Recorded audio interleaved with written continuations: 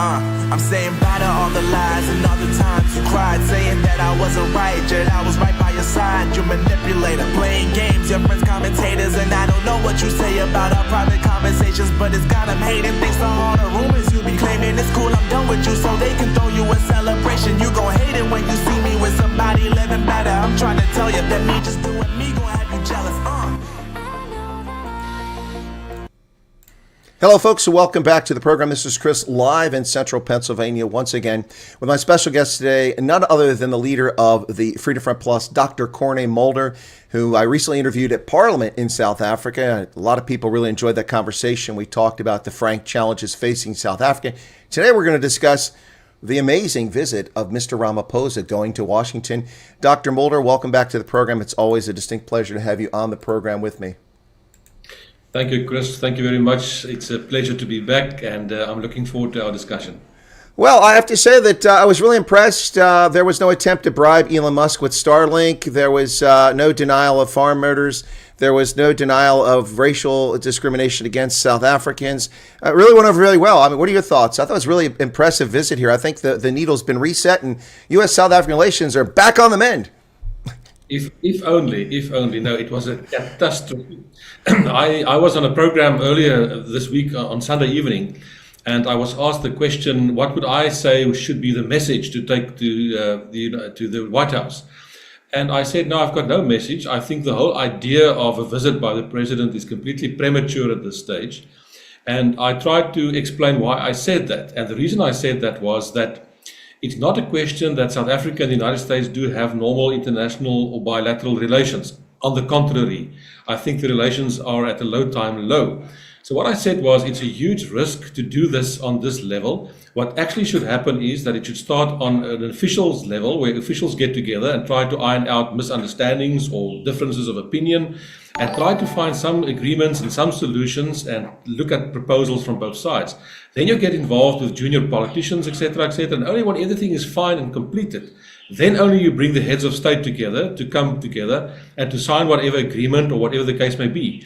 But this is exactly what not did happen. So in this instance, our president thought that it would be an easy way to go and explain away the so-called misunderstandings about what they claim is not happening in South Africa. And it was a total disaster. Well, Dr. Mulder, the media in South Africa seem to be obsessed with social media accounts, News 24 in particular, violating the Poppy Act, exposing and doxing the Twatterbus account, putting the man's life in jeopardy. He's had death threats. His business is now collapsing because of their actions, and they continue on with this. It's interesting to see how South African media glom onto the things that aren't important. You know, for instance, in that conversation, when the ICJ case came up, President Trump's like, well, I mean, it's a case. What about it? That's not what this is about. What I've said all along is it's not about Afrikaner refugees. It's about ethnic minorities, which is what the program turned out to be. It's not about the ICJ case. It's about racial discrimination and the relationship with Iran. Now, Iran didn't come up in front of the cameras, but I'm sure it came up behind closed doors. It's interesting how people focus on things that aren't even real, and they run around, and I see the news media cover their backside today. Well, you know, for months, everyone said it was because of the ICJ. It was never the ICJ case. That was just one of many egregious offenses against the United States. Would you agree or disagree? I would absolutely agree with that. You're absolutely correct. And what basically happened was in South Africa, in the run-up to this meeting, there was a lot of pressure being put and discussions saying we must under all circumstances prevent the Zelensky incident. In other words, the president and his delegation must force themselves to be diplomatic. They should not be provoked and make sure that they do not act in the wrong manner. And I must agree, the president and the delegation did succeed in doing that. But if the game plan changes, you have to change your game plan as well. So absolutely correct. President Trump was very clear, even before the visit. He made his statement very clear, his position very clear in the run-up to this, in terms of what is the important things that he is concerned about. And unfortunately, our team couldn't basically adapt in terms of the different play. Well, Dr. Mulder, it was fascinating to see the U.S. media, the European media, and of course the South African media, all which seem to be dishonest, run a narrative that this was an ambush. It was an ambush. Trump didn't ambush. He was collegial. He was generous. He was very kind to his guest and introduced him. It was a staged moment, in my view, when a South African reporter asked a question to trap Trump into saying white genocide, which, by the way, he never said in this interview. When he was asked the question directly about a genocide, Trump said, well, I'm not convinced. That was the phrase he used. Yet every headline says Trump lambasted Ramaphosa about a white genocide. They're trying to rubbish the conversation and the videos that were shown by claiming there's no such thing when Trump never made the claim. And Ramaphosa rudely interrupted his guest. Had I been President Ramaphosa, I would have said, when the journalist asked the question, excuse me, Mr. President, is it okay? You mind if I take this one on first? But no, he interrupted Trump, and then he lectured him. Dr. Mulder, exactly what I said should never happen. Do not lecture Trump. Do not, well, if only the president listens to South Africans. And oh, by the way, I don't know if you saw this, Dr. Mulder, but it was a non-BEE compliant team he took. Too many whiteys on that team. I'm just saying, it didn't meet the BEE standards. No, it's true, unfortunately so. And what you're saying with regard to the mainstream media in the United States, in Europe, but everywhere, we all have the same problem. And luckily for social media and other ways of getting the word out. And one can decide how seriously you want to take mainstream media or not. But the fact of the matter is, you're correct. The emphasis was there to try and create the impression of this huge ambush. No, it can't be an ambush. In other words, if the South African government did what they were supposed to do, there was no problem. It shouldn't have been a problem. There should be no concern about that. Let the video play out. And once the video is completed, then the president could have said on behalf of the South African delegation, Mr. Trump, let me please inform you. On this date, we declared farm murders as a priority crime. On this date, I asked the intelligence and the police services to investigate Mr. Malema for his utterances trying to create havoc in South Africa. On this date, we did this. On this date, we did that. But none of those things could be said because they haven't happened. They've never happened. So in those circumstances, now you claim you've been ambushed. No, nobody was ambushed. Nobody. Well, in fact, if I think that a real service was done to Ramaphosa in many respects, Trump allowed him to dig his own grave. He handed in the spade or shovel and let him dig it himself. But beyond that, Trump could have easily personally embarrassed Ramaphosa with videos of, I don't know what Donald Trump knows about South Africa. He can keep his America. We'll keep our South Africa. Or vaccine apartheid, vaccine apartheid. Or the recent videos of a member of the ANC in Parliament saying, well, if people don't like BE, they can invest in India and leave South Africa. I mean, he could have personally embarrassed him in so many ways because the videos he showed people not in the ANC. He showed Malema, who's not in the ANC, hasn't been for years. He also showed Jacob Zuma when he was president singing Kill the Boer, but he's no longer. He can distance himself from it, but I think they did a very inartful job of distancing themselves from this.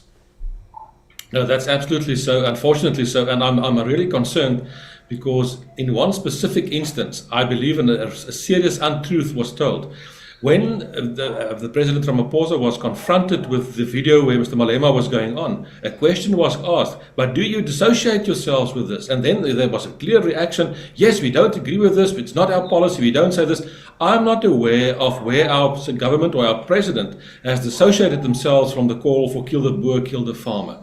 And to say that out there in the Oval Office, it's a huge problem. It's really a problem. Well, not only that, from about 5 or 6 years ago, I have the video evidence, we've shown it repeatedly, of Ramaphosa standing out in front of the cameras at SABC, nonetheless, the state broadcaster, stating unequivocally that we welcome Julius Malema back and all EFF members back. Their natural home is the ANC. This is after he'd been singing this song for years. Absolutely, and what goes even beyond that is Mr. Ramaphosa is on record. He said that after a visit to the UN a couple of years ago. He said it in other places recently. There's no such thing as farm murders. So it's a question of not wanting to recognize that reality. Last Thursday, Mr. Ramaphosa visited the Nampo Agricultural Expo. There's this wall of commemoration for all the thousands of farmers that have been murdered. He didn't go there. He didn't feel necessary to go and show his respects or whatever the case may be. The truth of the matter is that it suited the narrative of the ANC to allow Mr. Malema to do this hatred, this racial hatred and stirring in South Africa. And now that President Trump has put his finger on it, now everybody seems to be astonished and call it an ambush. There was no ambush, nothing. Well, how could it be an ambush? Ramaphosa begged for the meeting. Yes, well, that was part of the faulty logic to a certain extent, because the idea basically was from the government of national unity's point of view was to just go there and to go and explain away these misunderstandings. Just give us a chance, and that's why the president said, all we have to do is you've got to listen to us, which is also rather condescending to tell the president of the United States you have to come and listen to us while you're in his office. And we will just explain these things away. It's a little bit tone deaf, and we've been saying these things for a long time, but we've not been heard. Thank heavens, now we are being heard. And after this meeting on Wednesday evening, everybody in the world is now very much aware of what's happening in South Africa in this regard. Well, I'm glad. I've been struggling at this in the classified world, the intelligence community, for decades, trying to make my government aware of it, and they were, but no action was taken while I was in the intelligence community. And since I've been doing this publicly for the past 5 years, I've been drawing attention. I came across a video because someone commented on from my other channel, the original one that was censored, in which I summarized the conviction of a 33-year-old in the brutal slaying of Glenn and Vita Rafferty at their farm in Normandy back in 2020. That was in 2021, the video. And when I had pretty crazy hair because we had lockdown, we couldn't get barbers. But I came across that video and I looked at it. I had 1,400 views on that video. And I exposed what was happening, and 134 likes and 1 dislike, showing you just how difficult it was to get the word out. But now people are paying attention, and I'm glad they are. But people are also paying attention. Now, not one South African media or U.S. or European media outlet pointed out the following: the absolute demonic obsession with race that occurs in this government of national unity, and the ANC in particular.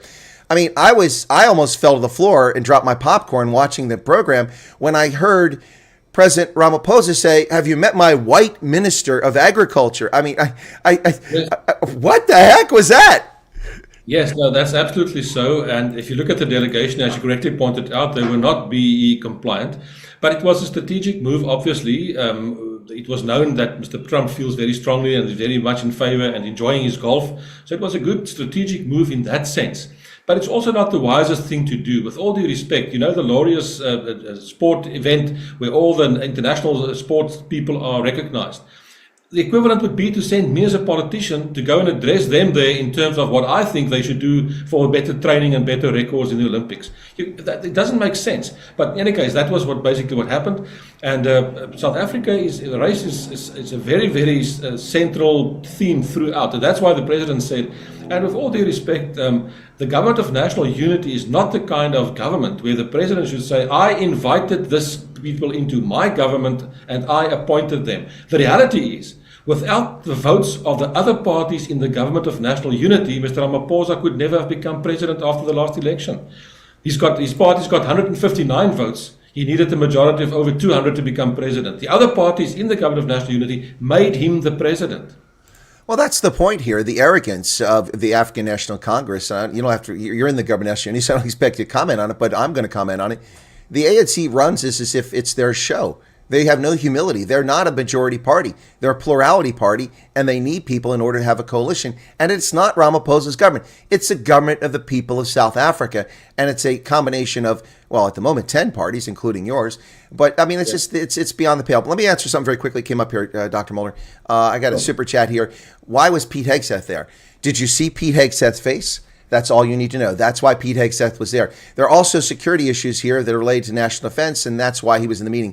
Frankly, the golfers shouldn't have been in the meeting. They should have been at the lunch. I get your point is valid. It was a strategic move, but it came across badly because in the National Executive Committee recently, we hear comments coming out in the press from members of the NEC. That's the leadership council for the ANC for my international viewers. That body said that, well, we shouldn't play into Trump's racism by sending a white Afrikaner to be ambassador. My point with that, Dr. Mulder, is, boy, these people are incredibly racist themselves. They think that Trump cares whether you're white, black, blue, or green, or brown. He doesn't care. And the fact that you took an all-whitey team that spoke, except for the Kasatu person, really speaks volumes about how they were trying to project their own bigotry and racism onto Donald Trump. That's my view. I agree. It's very unfortunate, but that is exactly the position. And the idea, basically, from a strategic point of view, was that if these golfers and Mr. Johan Rupert and John Steenhuisen says, no, it's not true, nothing of the kind is happening, what else do you want to say? There you've got the proof. I made the point that, with all due respect, I know Mr. Rupert was there and the two golfers. But the Afrikaner as such, as far as I'm concerned, was not even represented in that meeting, and I think that's also a huge problem. But exactly what you are saying, we are being accused of being racist all the time. But we must understand where this really comes from. And in the discussion in the White House, they didn't even get to the race-based economic policies and laws in South Africa, which creates the whole problem why we don't have economic growth.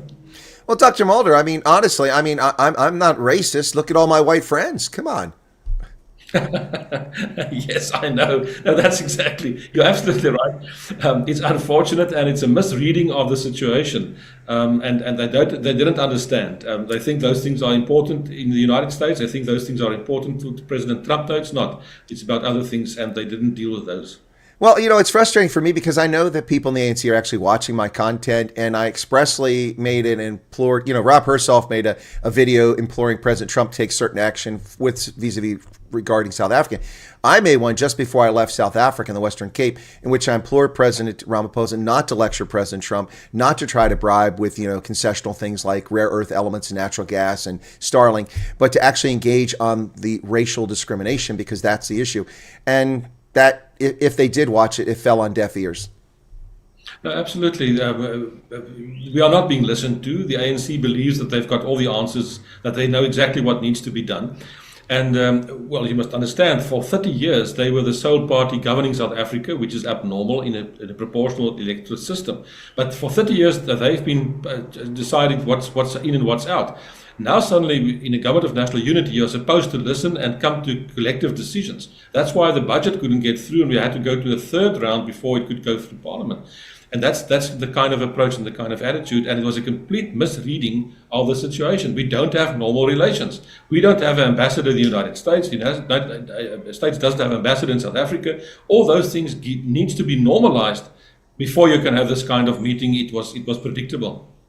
Well, I think that, Corne, one of the issues here is that people need to realize, inside and outside South Africa, I think a lot of people in South Africa realize this, but not everybody, is that for 30 years, South Africa's direction, its policies, its laws weren't formulated in Parliament. They were decided at Lutuli House, and that can no longer be the case. Exactly. That's exactly spot on. That's exactly what basically happened. Parliament and the institutions there were used by the ruling party. Obviously, they had a huge majority. At some states, they had a 2/3 majority, which is abnormal, as I say, in a proportional system. And everything was decided there, and then Parliament was used to make laws, etc., etc. That cannot be the case. If you realize now that the ANC has got 159 members out of 400, it's not for you to dictate. It's not for you to decide. But they haven't crossed that Rubicon yet to understand that, and it played out in the Oval Office as well when you could see it. Well, I think the biggest winner in that conversation was Gary Player, because he didn't go. Yeah, absolutely, he didn't go, and that was a wise decision to stay away from that situation, because in the glare of spotlights and television cameras, what do you expect is going to happen there unless you have sorted out these problems? And as I understand it from the Trump administration, they've got basically 5 non-negotiables, which they feel very strongly about. The first one is away with expropriation without compensation. The second one is safety for the Afrikaner and for the farming community. The third one, respect and recognition of minority rights. Then normalization of ties with international relations with Israel. And the last one, black economic empowerment and affirmative action. Those are non-negotiables. And I don't see the ANC think that they're going to budge on those things, and then they still expect normal relations, normal trade agreements. I don't know what they are thinking. Well, your comment about the 5 non-negotiables, is that your analysis, or have you talked to someone? Because that kind of tailors closely to my analysis, but I don't have an inside source telling me that. I've been told that those are the important things from the ANC, from the United States' position. All right, well then I'm tracking. It looks like my analysis as usual is kind of close to the mark. That's good to hear. It's always to hear that affirmation. So I just want to shift gears for a second. We'll come back to this because I'm curious. I've interviewed Dr. Peter Groenewald many times in the past, and since he's become the corrections minister, it's been hard to get a hold of him. The guy's working his tail off, and of course he walked away and stepped down, and you were elected to the leadership of the party. How is Dr. Groenewald doing, and do you have any visibility on what's going on in corrections? Because he said he'd like to do an interview with me, but getting him is very, very difficult because he's quite busy. It's a very difficult department, and there are huge challenges within the department, and also budget constraints. It's a very difficult situation, overcrowding in the prisons, and a lot of things that needs to be addressed. He's busy with those kind of things, and it's taking his full attention. And slowly but surely, there are positive noises coming out of the department, and we're getting positive feedback. But he's constantly busy with that, and I can assume that he would gladly like to speak to you. I will see if I can assist in arranging something like that. That'd be great, because I think corrections is a neglected area that needs to be talked about, because it's been under-resourced, and the conditions can be quite horrible for people in there. Just because they commit crimes doesn't mean they should be kept in inhuman conditions, even though there's some pretty evil people in prison. All right, so let's shift gears back a little bit here and talk more about this situation that happened. They showed the video. That was the protest when Glenn and Vita Rafferty were brutally murdered at their farm in Normandy in KZN. That protest where a few thousand crosses were erected along the route, and for, I think it was 8 or 10 kilometers, if I remember correctly. I don't remember the exact distance, but I remember when it unfolded because I covered that live, that event. That video has disappeared from social media. I have a copy of it. Some people have a copy, but it's been pulled very quickly. South African media are trying to blame it on Twatterboss, saying that he influences Trump. You know, we've got 19 national intelligence agencies who briefed the president. I was one of those intelligence officers briefed, not this president, but President Bush, who briefed the president every single day and produced intelligence. I really don't think that President Trump is being influenced by a Twitter account, despite the way the media paints him.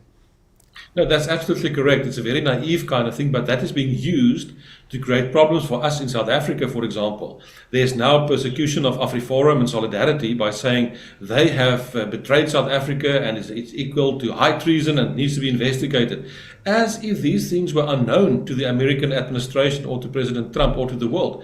And as if they depend on individuals from South Africa to come and tell them there's something wrong, there's a problem. It's ludicrous. But that is the kind of narrative being pushed this side, and they are trying to persecute people.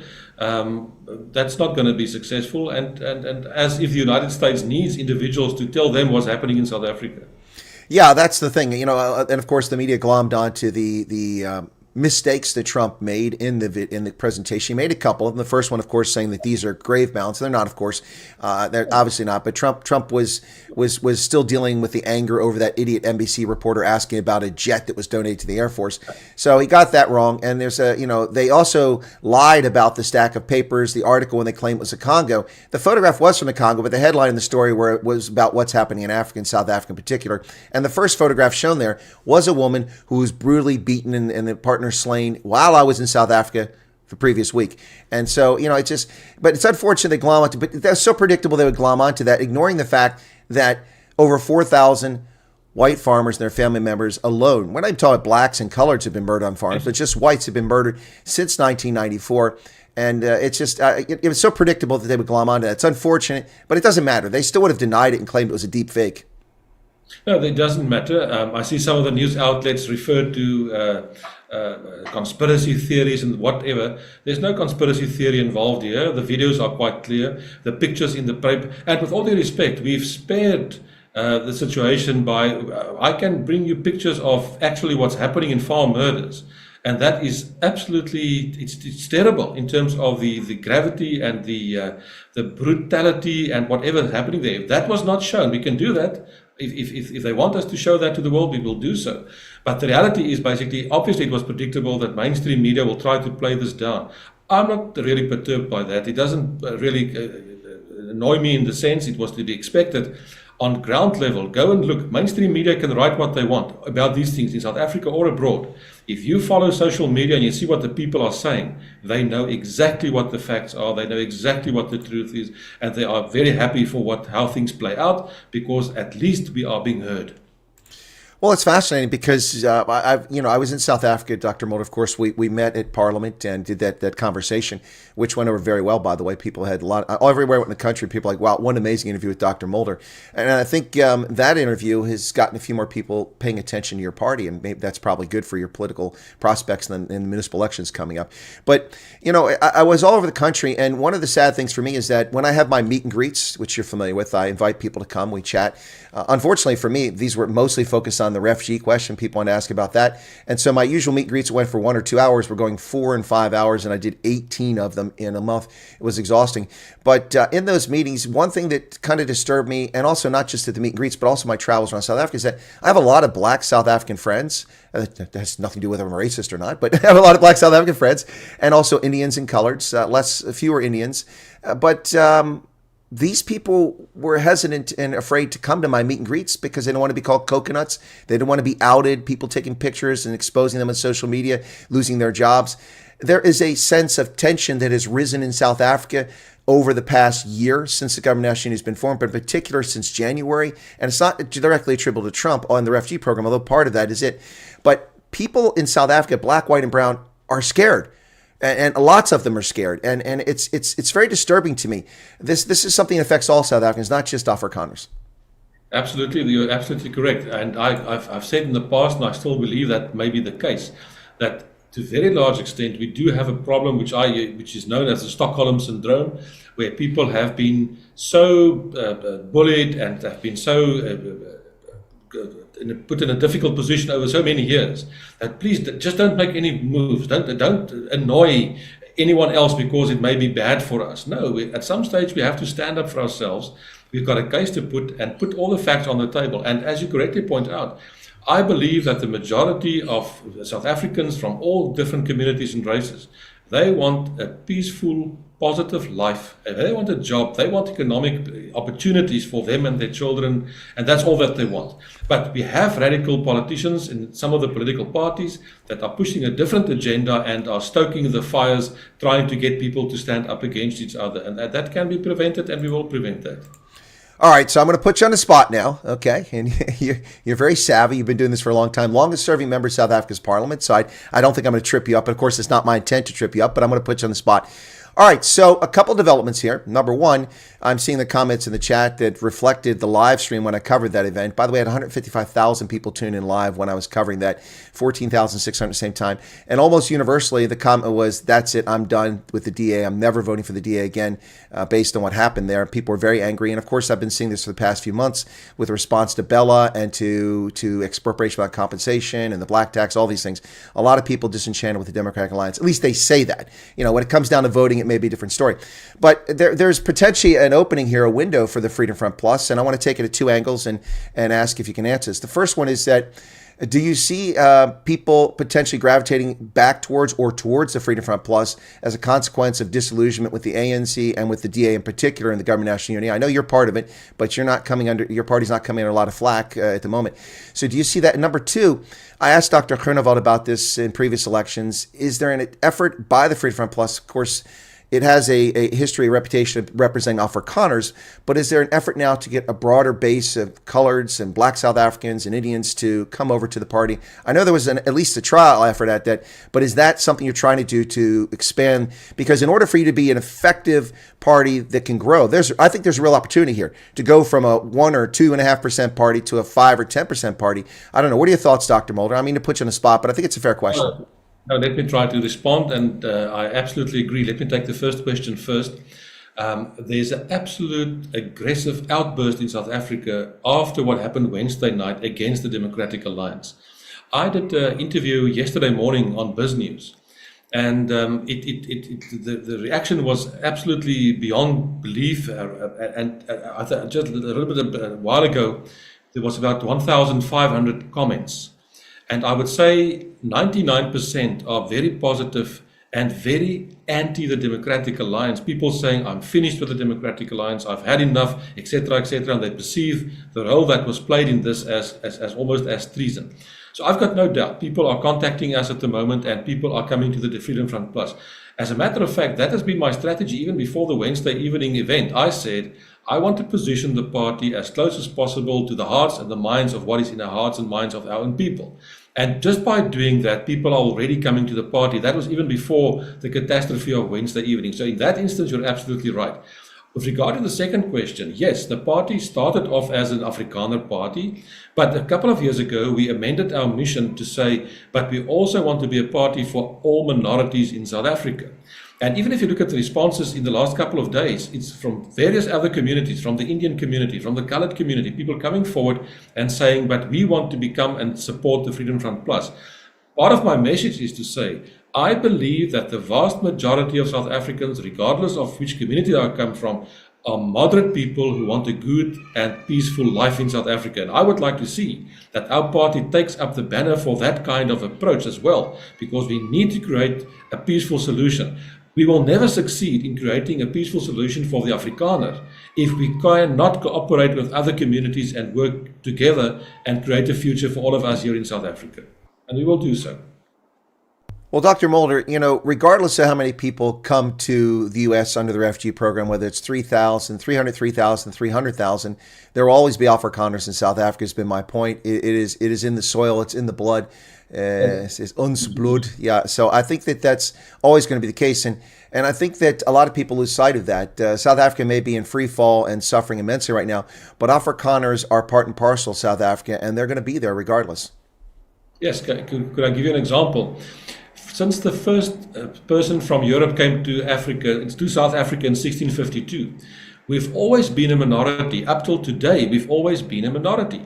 But for more than 370 years, we've survived as a minority because we could be making new plans, we could cooperate with other communities, we could do whatever we needed to do.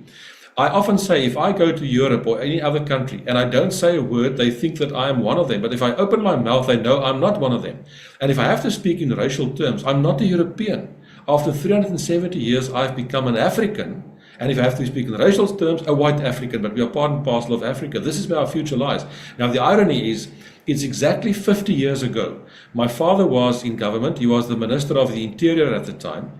And in 1975 was the time when the Portuguese government came to a fall in Portugal. And the result of that was that the Portuguese colonies of Angola and Mozambique also had a problem. And there were a lot of refugees fleeing from Angola and from Mozambique. My father had to deal with that 50 years ago. And I remember very well, you'll find some videos on YouTube where he speaks dealing with those issues. Now, the point I'm trying to make is this. We are very thankful for the outreach to the Afrikaner with regard to refugee status.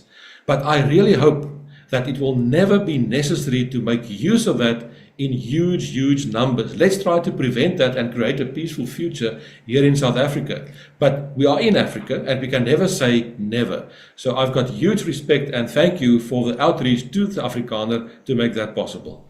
Folks, you're listening to the Indaba Conversation with Dr. Corne Mulder, the leader of the Freedom Front Plus in South Africa, a party that has long been in opposition, now a member of the government national unity. We're discussing the recent trip by Cyril Ramaphosa and his team of ministers and South African golfers, plus Johan Rupert, to the Oval Office, which went over like a lead balloon.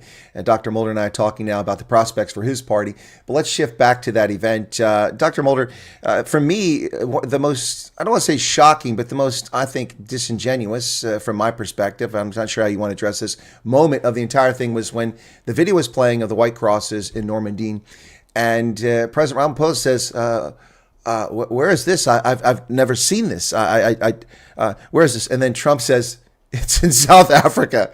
Oh, that was harsh. Yes, no, absolutely. It's shocking.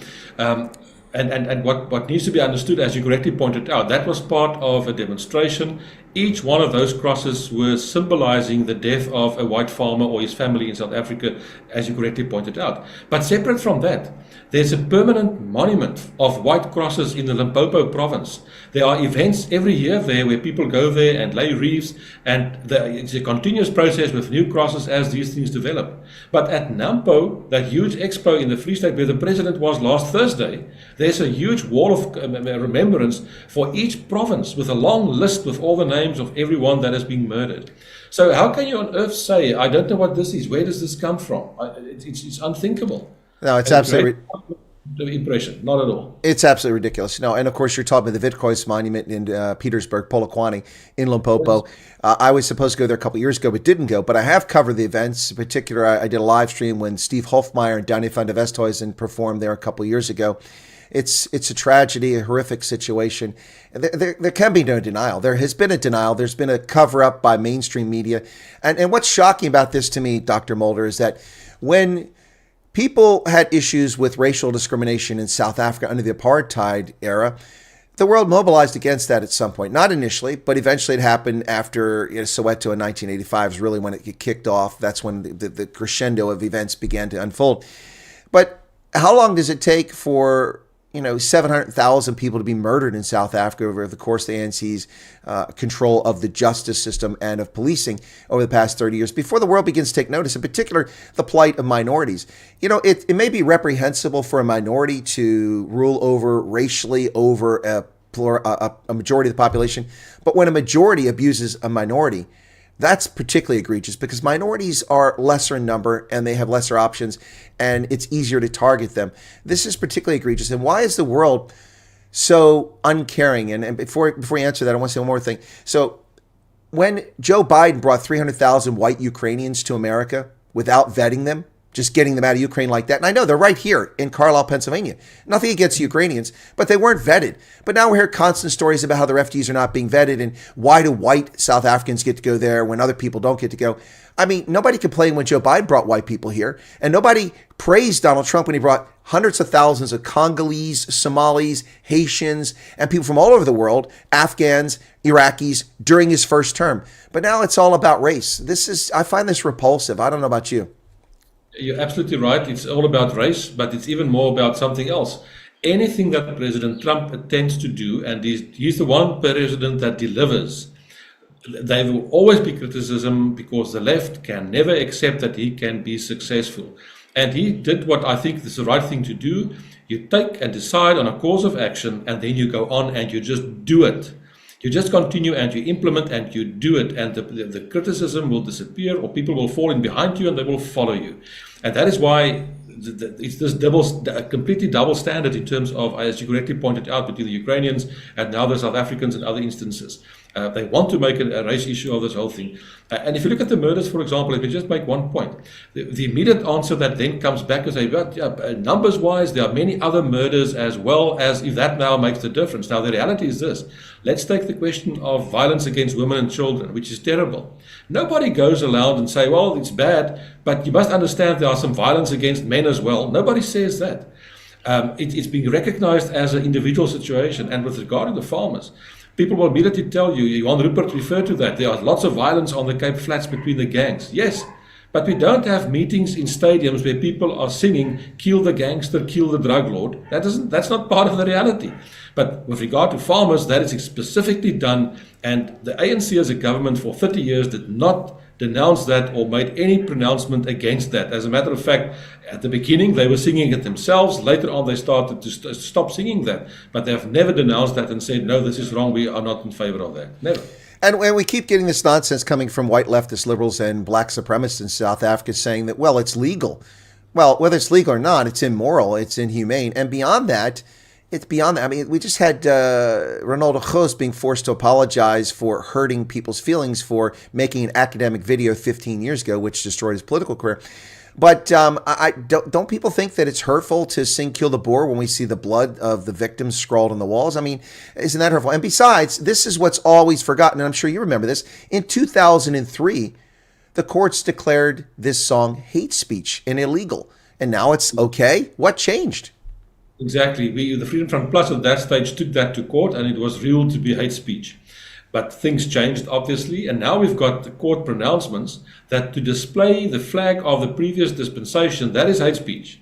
But to sing kill a part of the society, it's not hate speech. It's just an innocent little song referring to the past. The fact is, in 1994, we started a new dispensation with a new constitution where people have rights, blah, blah, blah, etc. That should be respected. And I'm just thinking, let's say, take Germany. If somebody in Germany today would go around singing songs from the Nazi era and say, well, don't take any offense. This is just part of my tradition, my culture.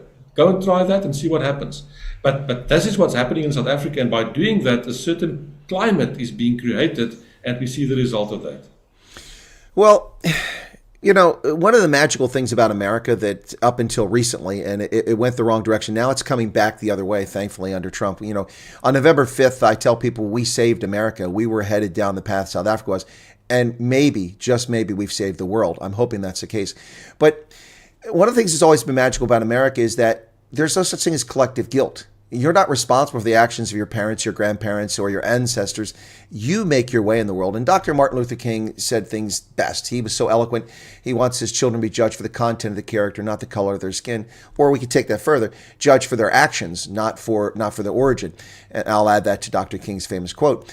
So America, there's always been the case that you're not your parents, you're not your grandparents. Your father could be a gangster, but you could be a priest, a good priest. Your father could be, or your grandparents could be slavers, and you could be an emancipator. We've never had collective guilt. Recently, they tried to change that with this slave reparations nonsense, trying to get people. By the way, the majority of white people in America came to America decades after slavery ended, by the way. Not me, my ancestors, the OGs. We were here in 1621. We got you beat, Dr. Mulder. We came to America in 1621.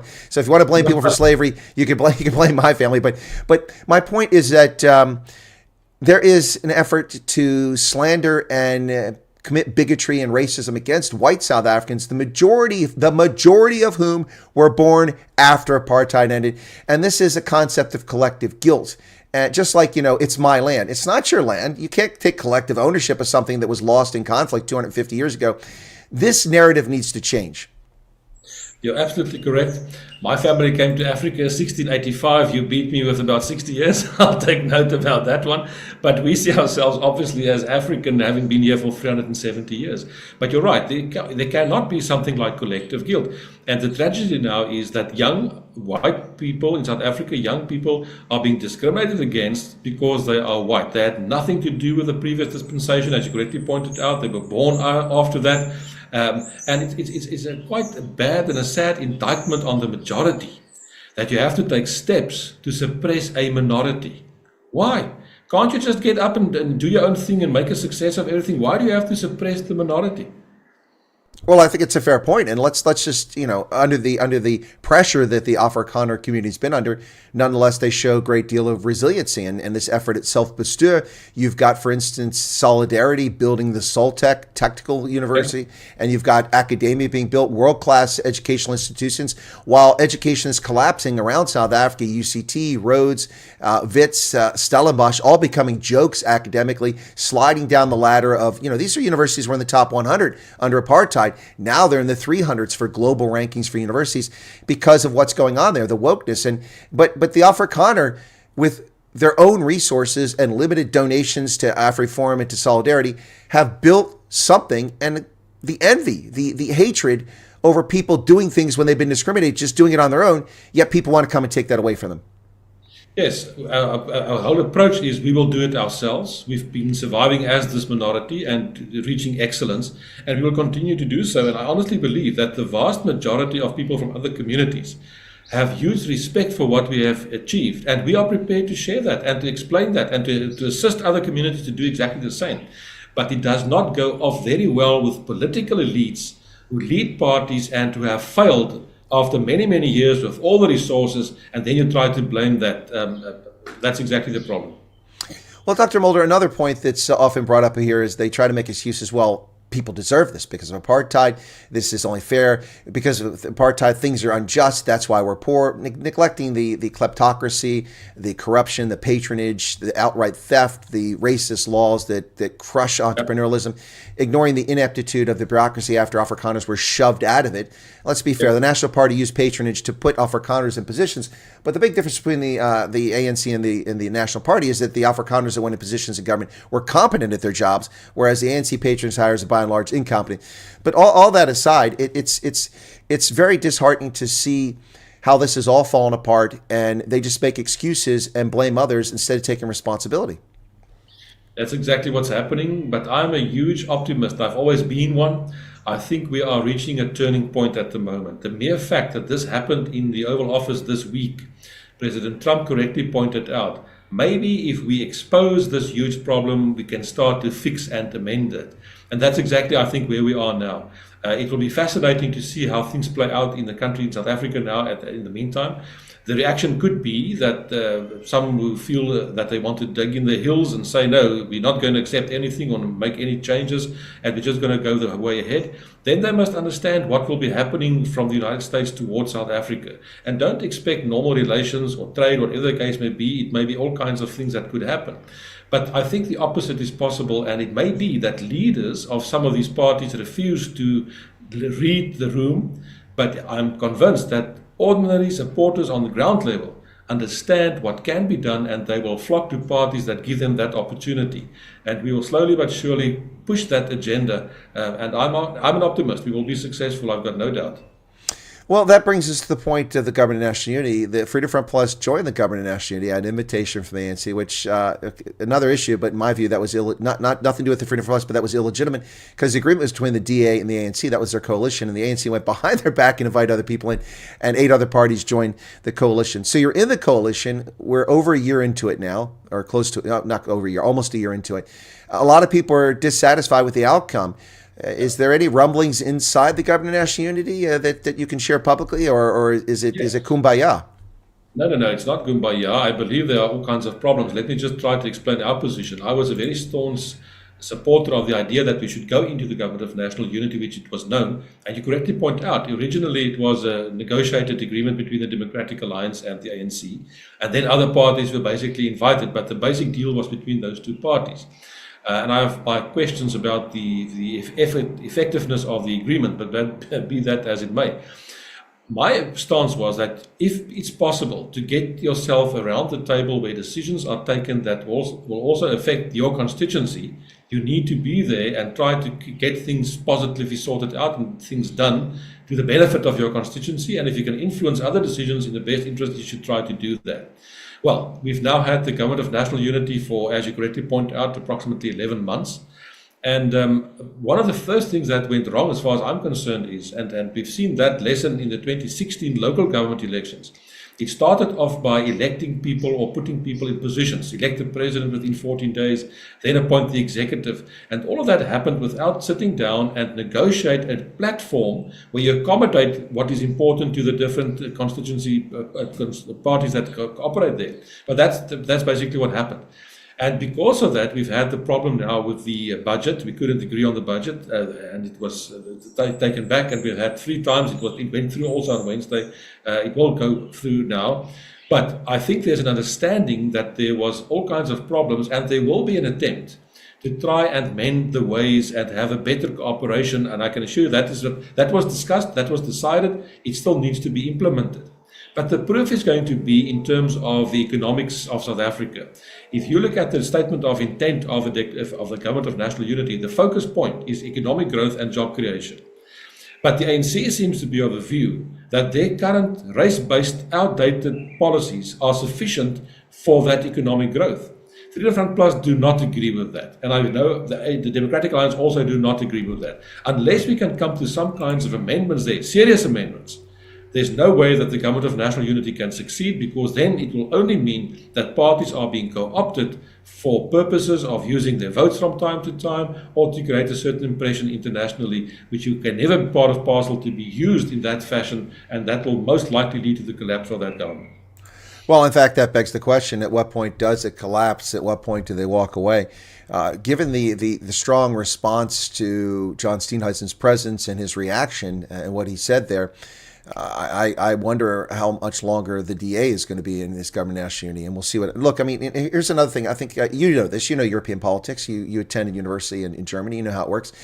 You don't have to have a majority to have a government. You can have a ruling plurality, but you can't get anything passed unless you can bribe or convince people to vote for it.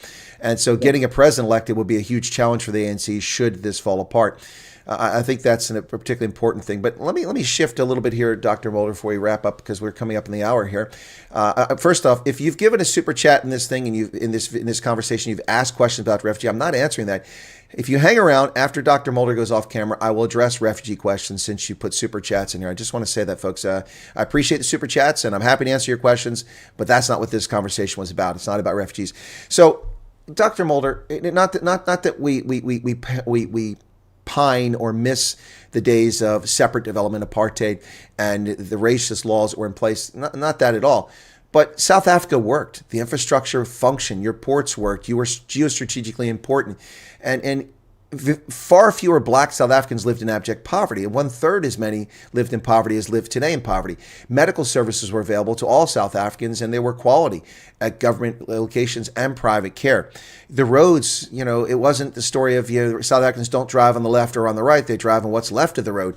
Electricity. You produced 42% of all electricity generated on the subcontinent of Africa for 750 million people. I mean, you didn't deliver it to that many people. That's how much you produced. It covered 42% of all electricity generated.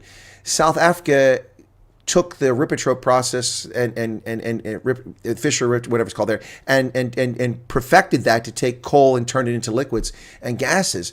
South Africa produced the world's best artillery systems, G5 and G6. South Africa produced the world's best premier anti-mine vehicles to protect its soldiers. South Africa had the first heart transplant.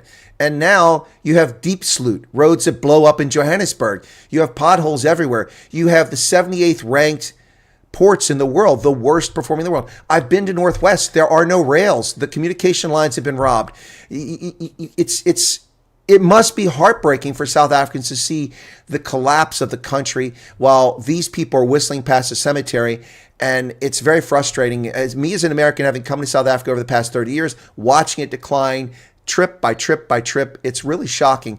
And it breaks my heart. And it's all, in my view, unnecessary. There's no need for this. Get rid of BEE, stop racially discriminating, allow entrepreneurs to succeed, and just let people live their lives. Absolutely. The success recipe of South Africa before 1994, despite the previous system, was to a very large extent, and all those positive things that you mentioned, and one of them that you didn't mention, South Africa was a country with a nuclear capability. The reality was that it was a combination of communities working together, some producing labor, some producing skills, but it was a constructive situation where we all developed and built together in South Africa. Unfortunately, when the ANC came to power, the approach was, and I remember shortly after 1994, we reached out to the ANC and said, Afrikaners are committed to Africa. We don't have another home. We are here with our expertise, with our willingness. We are committed. Let's take hands and develop and go forward. And looking back, they found that to be very condescending from us. Why would we do that? Do we really think they cannot do it on their own? And from that point on, Afrikaners were pushed out of the civil service, they were pushed out of the defense force, the police, etc., etc., up to the point where we are now, as you correctly point out, with the total collapse of infrastructure. As a matter of fact, I'm not aware of a single thing that the ANC government touched that is not in desperate need of a so-called turnaround strategy. And that is basically part of the problem. So we are still here, we are still committed to make that difference, and we want to make that difference.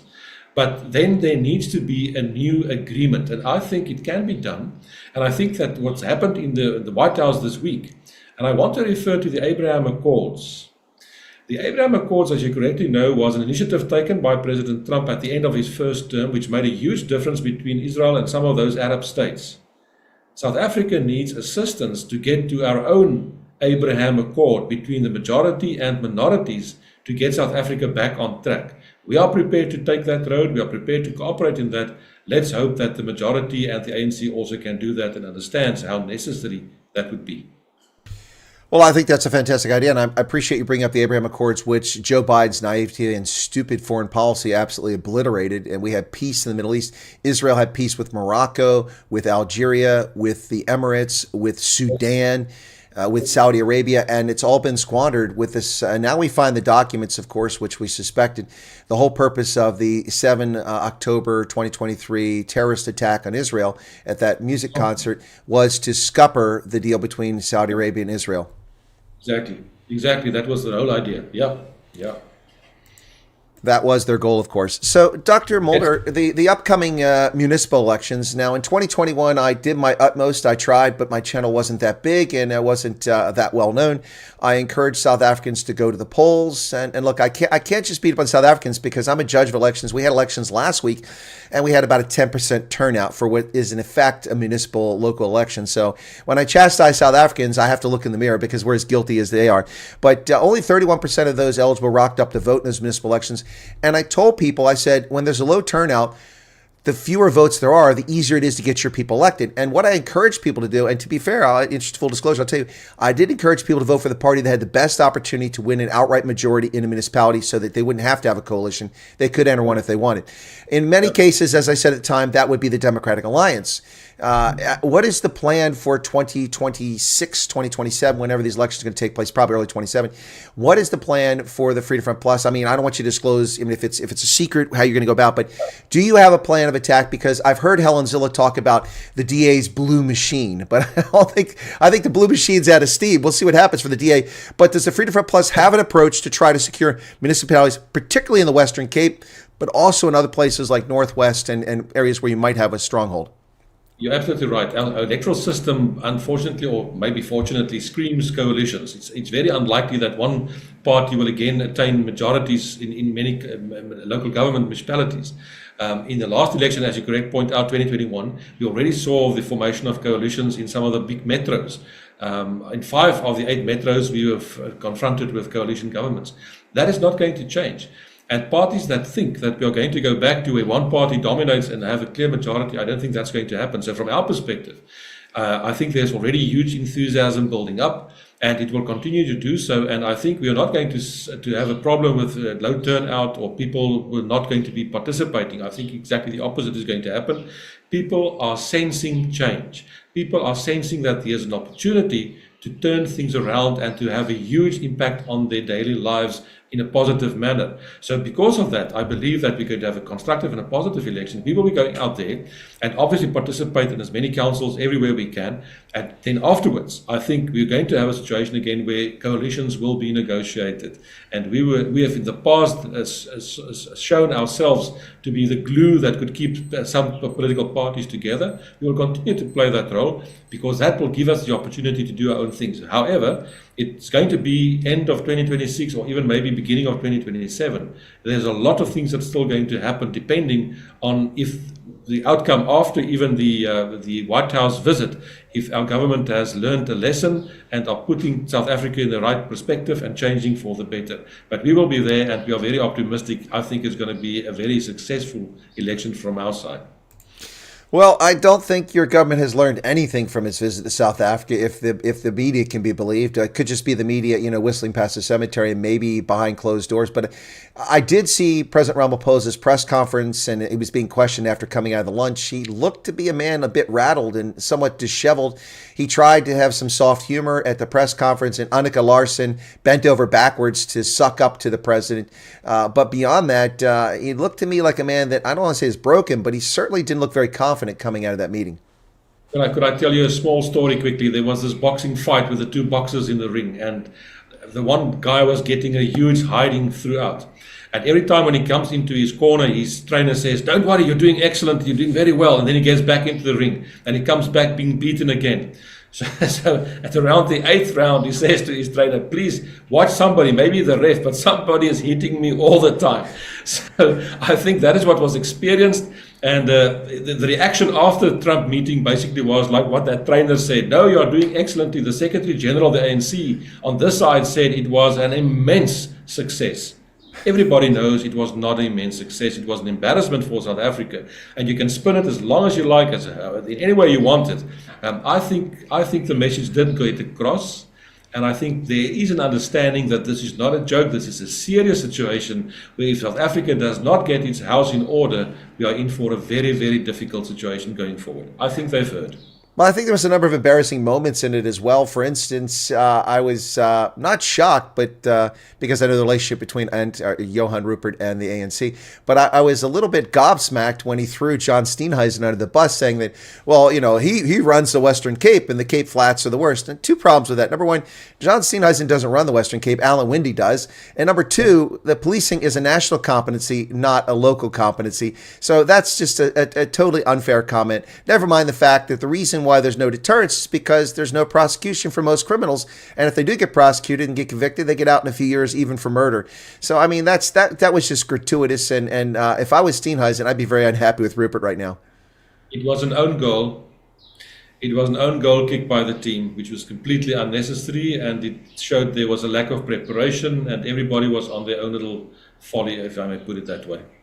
Now, I was also annoyed by watching Kumbuzo Ntshavheni's smirking throughout the videos being played and smiling very disrespectfully for those who've lost their lives.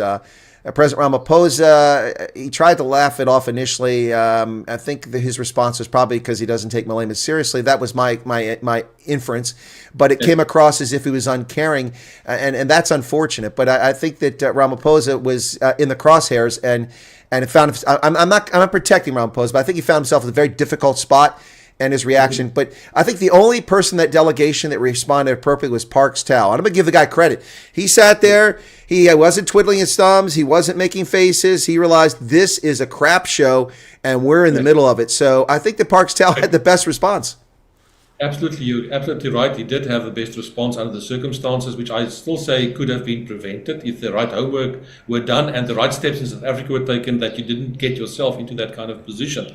The other thing that I also think was not played or done very well, when President Trump presented our president with the documentary evidence of here are the articles, here are the pictures, a little bit of empathy from our president would have gone a long way to express and say, this is terrible, this is shocking, it can never be condoned, etc. But there was no response.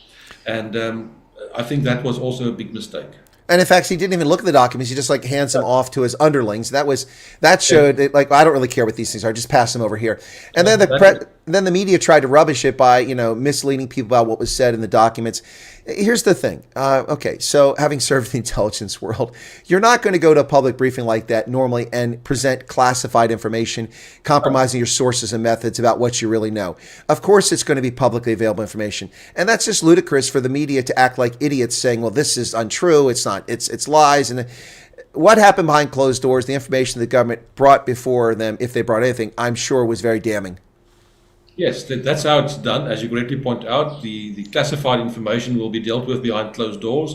If that was the case, I don't know. I don't know if there were any serious discussions afterwards. We don't know.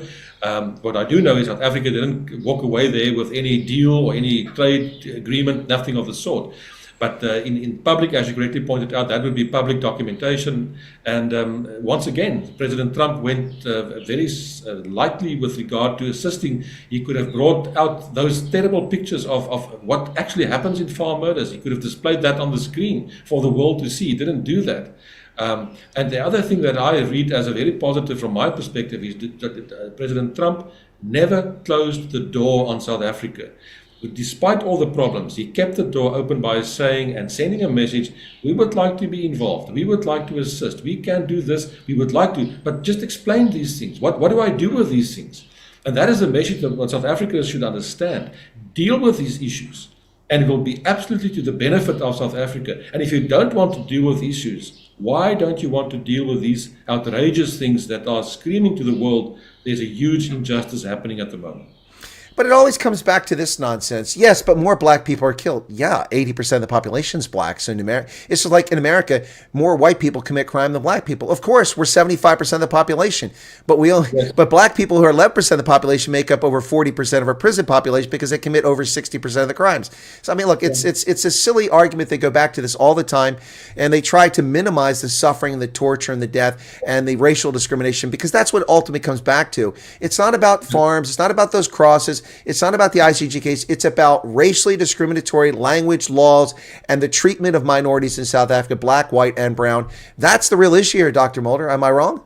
Yeah, you're absolutely right. And that is the failure at the moment, because yes, we have a good constitution, and some people will say it's the best in the world. It's not the best in the world. It's a good constitution. It can be better. And then the broad mistake that is being made is to say, but democracy, we've got a beautiful democracy, one person, one vote. That is not the test of a true democracy given our circumstances. What steps are being taken to protect all the different and various minorities, to make them feel part and parcel of the greater whole in South Africa? And that is where we are completely in trouble in South Africa, and that needs to be understood. Yeah, no, I agree with you 100%, and that's what's so frustrating for me. And so I want to go into another topic here very quickly. Can you indulge me a few more minutes? You've got a few more minutes? I know it's a Saturday.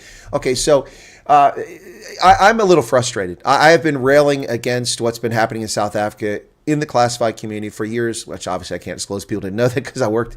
But for the past 5 years, I've been bringing this to the world's attention as best I could. And suddenly, now it's a dual-edged sword. That's why I'm bringing it up, and I want your thoughts on it. Suddenly, every conservative or right-wing or centrist podcaster and news broadcaster is an expert on South Africa. I mean, people have never once talked about South Africa, now flying to South Africa, making videos and having guests on, and suddenly they're all experts on South Africa. Well, they don't know anything about South Africa, and they're getting facts wrong. It's frustrating for me because I've been doing this forever. I know the story very well. You know me. You know that I know what I'm talking about, and my connections are quite extensive in South Africa. It's very frustrating for me, but at the same time, it's very encouraging that it's in the news. This is front and center in America's attention at the moment, which is where it needs to be, and not just America, but the world. So for me, it's a little frustrating to see people get things wrong who are just trying to take advantage and get clicks and get print and get newspapers sold. But at the same time, it's long overdue that this gets the attention because I can't do it by myself. You're absolutely right. And from our side, we welcome the fact that the microscope is now on South Africa and the magnifying glass is put on this. And we welcome all the attention in terms of different podcasts and getting the message across. But it's also not helpful if that information is wrong, because that plays into the hand of the woke media, the mainstream media, who then just jumps on that and says, just look how ridiculous this is. So the assistance is absolutely appreciated. But if we all could please make sure that we are factual and correct in terms of that, and it's not that difficult to control all those information and facts. There are many people that are available and they can talk to you as well. With all due respect, speak to the experts who know exactly what's happening. Yeah, no, I think that's a great idea. So if you're looking to talk to experts there, CNN, Fox, I'm right here. Seriously. So there have been very few demonstrative, loud voices in South Africa speaking out against what's happening that have any real power, either financial or political. And that's what's been frustrating. One of the voices that's come out of in the past few years is someone that now I have an association with. You know who he is, Rob Hersoff. He is just, I'm beginning to worry for his safety. He's very vocal. He is just castigating the ANC left and right. Rob will be on my program tomorrow, and I suspect that there'll be no reservations about complaining about what's happening in South Africa. Are you concerned that other people in the business community, perhaps in banking and in mining, don't step forward and say anything, or do you think they should? Is there a role for them? Absolutely. Rob is doing sterling work in the sense that he has taken up the baton. He's standing up and standing strong, and he's putting the message across, and it's wonderful. We need that. We need to be forthright in what we're doing. Unfortunately, we've had a history in South Africa over many years where many of the people in that fraternity basically just toes the line. It depends who's in government, and they will support that. They are not going to take a stance on their own in terms of what they think is right or wrong. And that's unfortunate. But I think after what has happened now, I think we will see a stronger coming forward from different angles, from different sectors of society. The National Party failed finally, as you correctly pointed out, after 1886, and that was the time of the Rubicon speech, etc. It was almost as if the mask of South Africa was pulled off at the time to say, you have now become the bad guys in the eyes of the world. I think the clock has now turned and go all the way around. We are now, after what happened last Wednesday, suddenly there's a realization things are not right. Maybe other people are now the bad guys in South Africa in terms of that process. And never mind what the mainstream media is trying to portray this as huge success and conspiracy theories. They are underestimating the knowledge and the gut feel of ordinary citizens, both in South Africa as well as in the United States and all across the world. People have a gut feeling of what is right and wrong, and they no longer feel for this. And the difference is, with technology nowadays and with social media, people can communicate directly to them. Each and every one with a clever cell phone is also now almost a broadcaster that are sending the messages and information. Mainstream media has got a huge problem, and we see it all over the world. Well, we've talked about this meeting with Ramaphosa and Trump and the team that was there. We've also talked about some of the underlying issues in South Africa. Before we wrap up, I want to shift over to something that's near and dear to your heart and something that also interests me greatly, and that is the Afrikaans community, Afrikaners in particular, but all Afrikaans-speaking South Africans. SABC2 has been eliminating its Afrikaans broadcasting. Their news program disappeared, then it came back briefly. Apparently it may be gone again, I don't know. But there seems to be a clear effort to eliminate Afrikaans from the public sphere in South Africa. Is that a false perception on my part, or is it accurate? I mean, we don't see Stephen Talon is gone. All these soapies that were around for decades are disappearing. The Afrikaans programming is going off of public broadcasters, and they also have co-opted Afrikaans publications. It's very frustrating for me. We've seen what happened to Stellenbosch, where the land was granted into perpetuity, provided that the medium of instruction would be Afrikaans, and Afrikaans students have been abused there, and they've been harassed. To me, it's, not to use the term genocide, but I've said it's been a cultural genocide in my view, the renaming campaign. And what are your thoughts on what's happening to Afrikaans in South Africa? Because it's an African language. Absolutely right. First of all, Afrikaans is the third most spoken language in South Africa. After isiZulu and isiXhosa, then it's Afrikaans, and that is amongst the 12 official languages that we do have. It's been spoken by a lot of people. And then sometimes people are quite naive and they say, but the language will never be in jeopardy as long as people speak it at home, blah, blah, blah. That's not correct. If a language loses its higher functions, the language would be in problem and in trouble. If language is not being used at a tertiary level and being taught at university, if it cannot be used in the courts, if legislation is not being done in that language, or you cannot speak it in parliament, those kind of things are undermining a language, and you will get into trouble. And all the time we've got this pressure being built up. The second thing is, unfortunately, I've seen on many occasions that still, let's say there's an Afrikaans news bulletin still on the SABC. It's so frustrating to get absolute ANC propaganda in beautiful Afrikaans. Don't do that. I don't want ANC propaganda in my own language. I'm not interested in that. But part and parcel of empowering communities is to make it possible for them to do their own thing in terms of their own language. And that is part of what's happening in terms of social media, local media, where people now are having broadcasting systems, etc., where people are more in tune with that. So there is a clear pressure on Afrikaans throughout. And the irony is, if you want to be concerned about the past, the majority of Afrikaans speakers are not white. That's just the reality. But the language is alive and well in that sense, and we will continue to push forward and to pressurize, because if you want to talk about genocide, culturally, that is part of a problem in terms of being culturally pushed into a corner. Well, that's exactly true. We've seen this over and over again throughout history. We've seen this with Slavs in Eastern Germany who are Germanized. We've seen this with Germans in South Tyrol who are Italianized. That's not really a word, but I'm making it a word. And we've also, I ventured up to Uppington to finally conduct an interview on this trip with lady Oma Katarina Esau, who I thought was 89. She's 92. I don't know how I have so many 90-year-old friends, but anyway, so I went up there and interviewed her. She's the last first language speaker of the new language, a Bush language from the San. And with that dies an element of culture. And as you talk about, the higher functions are not there because it was not a written language. It was not taught at university. So they're going to try to save the language through her granddaughter, and they're training 80 kids are learning the language at school. But the higher functions will have to be replaced with things that come from Afrikaans or English, most likely Afrikaans, because so the language will never be what it once was. And the same thing could happen to Afrikaans. Exactly. And one of the reasons for that is I've always said that the recipe in South Africa for nation building has been wrong. We've been stumbling from one sporting event to the next, and that's fine, sport's good, but it's not lasting. It doesn't build a lasting feeling of unity. And although the slogan of South Africa, or the national slogan, says unity and diversity, only lip service, as far as I'm concerned, is being paid to diversity. Recognize the diversity as a positive. Recognize the language diversity, the cultural, etc., and use that diversity as building blocks to build something in a strong wall where everybody feels secure and we can go forward together. But the approach to a certain extent is, we are only tolerating you. Please don't make waves. And if 49 Afrikaners are going to the United States, you are making waves. Don't do that. And that's also playing out in a very negative manner. Well, actually, it was 59, Dr. Mulder. Don't believe the fake press. I know. Don't believe the fake media. See, they've already got that earworm in your head. Okay, so listen, it's fantastic to chat with you once again, as always, and congratulations on your leadership now of the Freedom Front Plus. We wish you very well, and we look forward to more developments. If and when the Freedom Front Plus leaves the government of national unity, I want the scoop. I'll put that out there now. But seriously, any final words? I always give my guests the final chance to talk, whether you want to talk about the meeting with Ramaphosa and Trump, or you just want to talk about the future of South Africa, or make a pitch for Freedom Front Plus. The floor is yours, sir.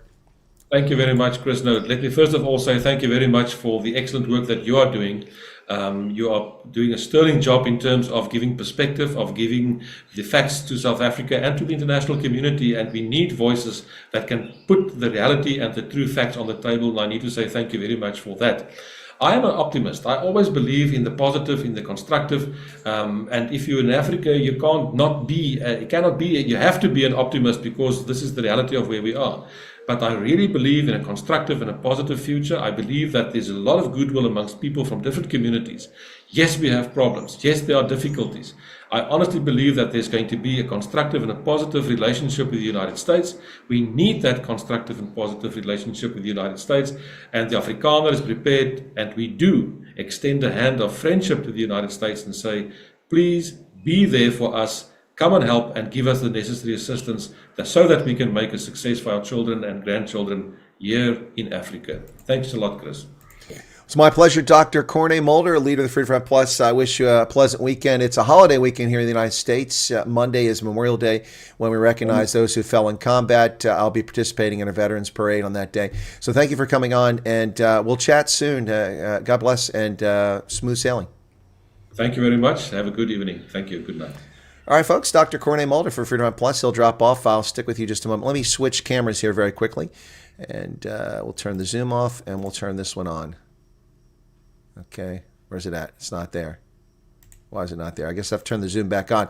My camera's still hijacked by Zoom, even though I turned it off. All right, folks, let me get to the super chats that were put out there. My thanks to Dr. Mulder once again for joining us today. It was, I think, an epic conversation. We had over 10,000 or about 10,000 people tune in for that. But let me get to the super chats because I know some people put some super chats in and they had some questions. So don't run away. Get to those very quickly here. We've got the news coming up after this, but... Okay, so we had, why is Pete Hegseth there from Linziki? As I said, that was to send a message. There were also national security issues that had to be addressed, and that's why Hegseth was part of the delegation. Also shows his importance to Trump. Arctic says, Mr. Mulder, we need Freedom Front Plus to pull up their socks and present serious candidates. Yeah, I was going to get to that question, actually. I didn't see your question. I was going to ask the same thing. How deep is your bench? And I'll ask Dr. Mulder that next time. Thank you for the 100 rands, Arctic. Then Rudy Kotsia gave a 35 rand super sticker. Mark Bossoff a 99 rand super sticker. Renee van Gruning said the ANC has a mathematical problem. If 83% of farmers are black, as per police statement, how can white farmers own 70% of property? That's a good point. That's a good point. Thank you for the 140 rand. John says, have you heard of South African Family Relief Project, their charity to help those in squatter camps? I've heard of it before, if I think I have. Thank you for the $10, John. But no one's talked about that in recent memory. Francois de Jager, Freedom Front Plus will definitely gain. Speak the truth, state facts, not political rhetoric, and wokeness, and end climate change nonsense. Renee van Groening, another super chat at 35. Rama didn't step in a trap. He called for the shovel to dig his own grave. 100% with you there. 100% with you, Renee. 100%. King of Convictions gave $20. Should all the adults in a family of 7 apply individually or as a whole family unit for refugee status? No, you go and you fill out a statement of interest, and the head of household does it. Now, when you say a family of 7, you got to be clear about what you're talking about here. Family of 7. You talking about your parents? Your 50-year-old parents? No, they have to apply on their own. They're not your family. Your nuclear family. A nuclear family. That's a husband and wife, or a wife and husband, however you live your life, and your minor children. Minor children. Not adult children, not aunts, uncles, not extended family. They must apply on their own. You can apply as a head of household for those in your nuclear family. Thank you for the $20 super chat, King of Convictions. Madeline says, Colonel, can't wait to have coffee on your lawn. Good luck with that. Okay. Renee von Kroning gave another 70 rand super chat. Is the route course not the socialism versus capitalism drive on opposite sides? Can't we just call referendum and vote on this? Well, the referendum is going to go very poorly because a plurality of people will still vote for the ANC, so you're not going to win that. And Ben Shepard gave 40 rand super chat saying independent Western Cape for all minorities. That's certainly, I didn't bring that topic up because we've talked about it before with Dr. Mulder. It's something his party has talked about and endorsed in the past. So anyway, there you go. All right. Let me get some of the chat here very quickly and I'm going to wrap up. Former CIA peacemonger Larry Johnson wrote a great piece expressing his view on what Ramaphosa should have said. Okay, I haven't seen that. Okay, same are where people claim they sold ammunition to Russia after soldiers got lost in the Ukraine incident. Our government sold military secrets. I'm not sure what you're talking about there, Anime Furi. Ramaphosa avoided questions from journalists about USA visit that he denounced Kill the Boer. Yeah, no, he avoided a lot of questions. Slippery Pickle. Who is Michael Joseph Blasi? I have no idea who that is. Are you trying to trip me up? I have no idea who this is. Dion Fundamentalist would like to know what documentation is needed for the refugee program. Well, you need a passport and you need an unabridged birth certificate. There you go. That's all we're aware of. So go to the website and fill it out, okay? And when you're contacted, they'll tell you what you need. Simple as that, guys. I don't know why it's so complicated.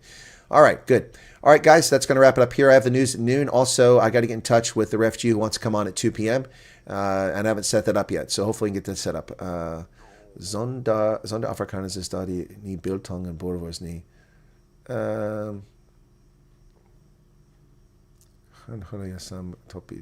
Okay. All right, well, if you say so. All right. You say holiday Monday, so we got getting calls. You're not getting calls Monday. That's correct. What we do is 3 parties, one is dead and gone, one sold us up the creek, and the other's too small. Well, it's too small because you're not voting for it. Go vote for the party, and then things will change, folks. As simple as that. Simple as that. I mean, you've got 21% of the electorate who voted for the DA. That's 21% that can migrate to another party if you want, or you can stay with the DA. All right, folks, that's going to do it from here. Thanks a lot. We'll see you shortly. You won't be directed to the next one because did I even set it up yet? I haven't even set up the noon broadcast, I don't think, no. So I've got to set that up very quickly. All right, thanks. Appreciate it. Thanks. My major thanks to Dr. Corne Mulder. It's always a pleasure to have him on the program. And catch you guys later. Cheers. God bless. And be safe out there.